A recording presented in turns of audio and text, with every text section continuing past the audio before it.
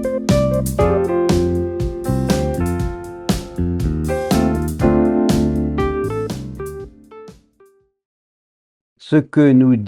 que nous dit réellement la race du chien, la race d'un chien, quand on pense à son éducation?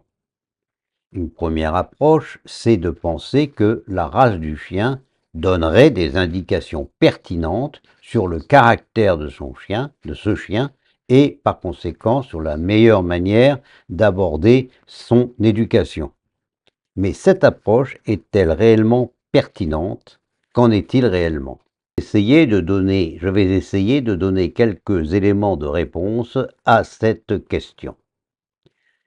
Beaucoup d'auteurs donnent à penser en effet, qu'on pourrait caractériser les personnalités canines en fonction de leur race.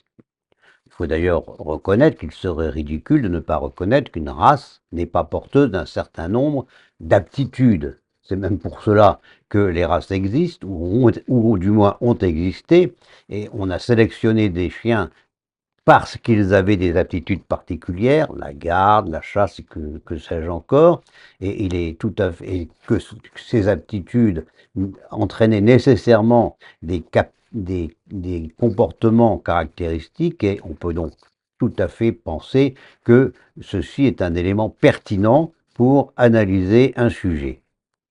Par exemple, c'est tout à fait vrai que le meilleur éducateur au monde aura bien du mal à faire d'un chien de chasse, par exemple, un bon gardien, et on peut dire la même chose de l'inverse. Un chien de chasse, un chien de garde peut quelquefois se révéler plus ou moins chasseur, mais beaucoup moins bon qu'un bon chien de chasse.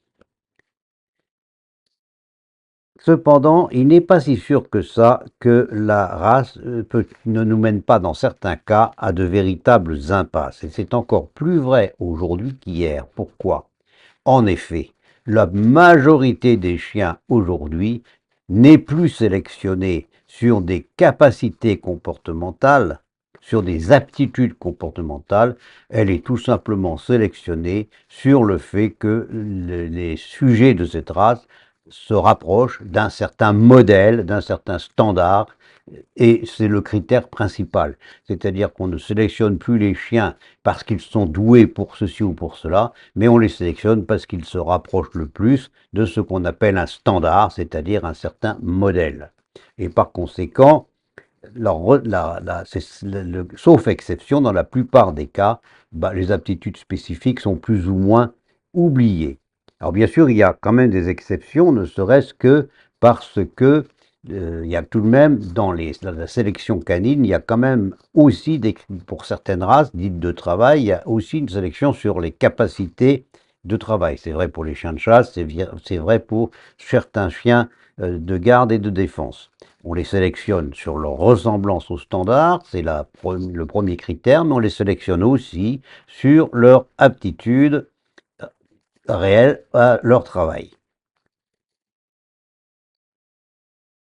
Dans de tels cas, on peut considérer qu'il ne sera pas surprenant que certaines caractéristiques comportementales se retrouvent dans la descendance. Mais dans certains cas, la transmission de certaines aptitudes comportementales est plus difficile à comprendre.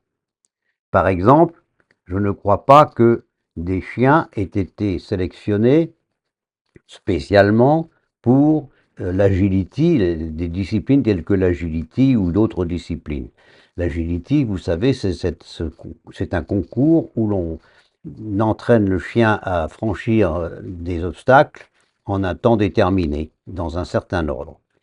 Or, il se trouve que bien que aucun chien n'ait jamais été sélectionné pour l'agility, c'est une discipline qui a apparu beaucoup trop récemment, et bien malgré cela, certaines races démontrent pour cela des talents extraordinaires. Et aujourd'hui, on est obligé de constater que les spécialistes, les champions dans cette discipline sont pratiquement tous, appartiennent tous à certaines races bien spécifiques, le border collie, le berger australien, quelquefois le caniche, quelquefois le Jack Russell ou encore le berger des Shetland. Ces chiens-là sont beaucoup plus doués que tous les autres pour cette discipline. Or, il est difficile de comprendre comment est possible puisque personne n'a jamais sélectionné de ces chiens pour cette discipline particulière.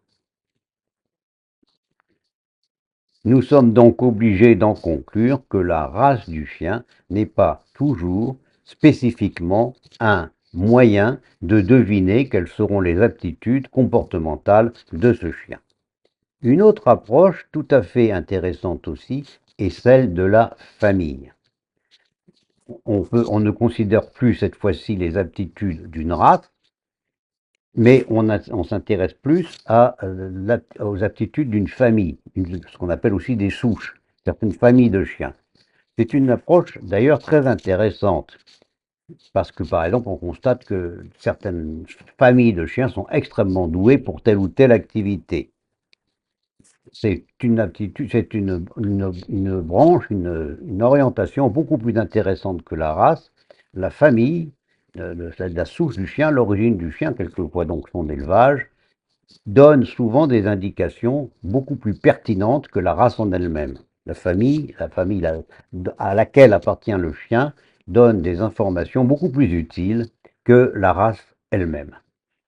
Cependant, là aussi, nous allons le voir, les informations sont relativement limitées et il ne faut pas trop compter sur elles. Nous verrons dans un prochain entretien qu'il existe d'autres critères qui sont encore plus pertinents et qui nous donnent des résultats beaucoup plus satisfaisants.